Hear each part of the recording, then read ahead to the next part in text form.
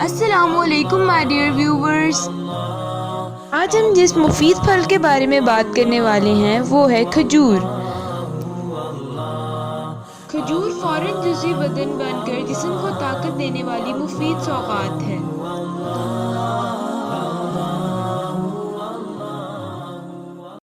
کھجور قدیم ترین اور گرم علاقوں کا پھل ہے۔ ہندوستان اور پاکستان سے لے کر افریقی ممالک تک اس کے باغ موجود ہیں۔ خلیج اور اس کے ہمسایہ ممالک میں کھجور بہت زیادہ مقدار میں پائی جاتی ہے۔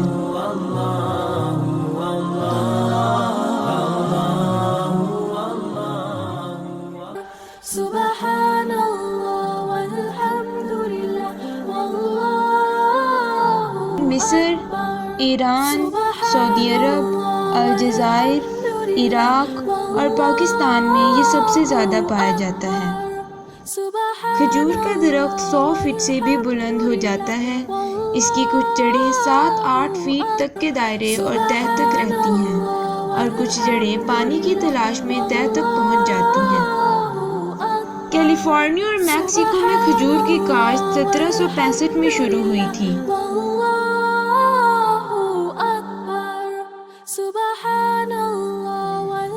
کھجور ایک بہت ہی لذیذ اور منفرد پھل ہے۔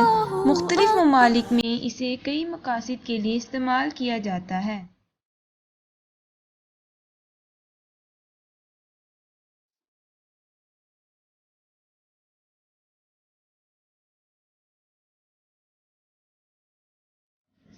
علمی نباتات کے مطابق اس کی 5000 سے زائد اقسام پائی جاتی ہیں۔ کھجور سے جیم، مٹھائیاں اور مختلف ادویات بھی تیار کی جاتی ہیں۔ قرآن مجید میں کھجور کا تذکرہ 8 بار ہوا ہے۔ کھجور کی ایک قسم عجوا کے بارے میں آپ صلی اللہ علیہ وسلم نے فرمایا، جو شخص صبح کے وقت 7 عجوا کھجوریں کھائے اسے 10 دن تک کوئی زہر یا جادو نقصان نہ دے گا۔ صحابہ کرام کے ساتھ ایک محفل میں آپ صلی اللہ علیہ وسلم نے کھجور کے درخت کو قومی درخت قرار دیا۔ آپ صلی اللہ علیہ وسلم نے صحابہ کرام سے پوچھا، وہ کون سا درخت ہے جس کے پتے نہیں جھڑتے اور وہ اپنے افادیت میں مسلمان کی طرح ہے؟